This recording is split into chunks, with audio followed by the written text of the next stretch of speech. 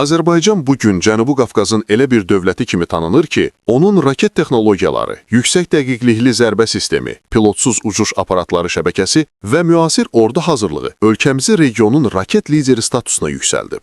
Son 15 ildə həyata keçirilən sistemli modernizasiya, real döyüş təcrübəsi, xüsusilə 44 günlük Vətən müharibəsində nümayiş olunan yüksək operativlik və İsrail, Türkiyə, Belarus kimi ölkələrlə genişləndirilmiş hərbi texniki əməkdaşlıq Azərbaycan ordusunun zərbə gücünü tamamilə yeni səviyyəyə qaldırdı.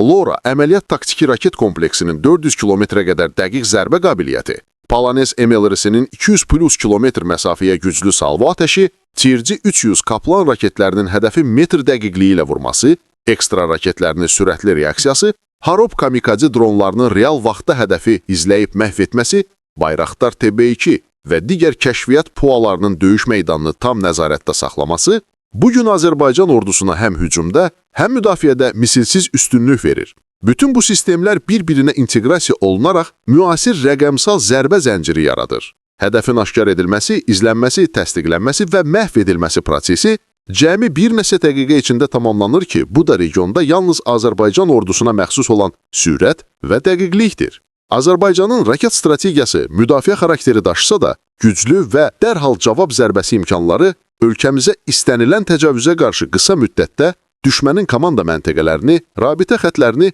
mühüm infrastrukturlarını, hərbi sursat bazalarını, mühəndis qovşaqlarını və strateji hədəflərini sıradan çıxarma gücü verir.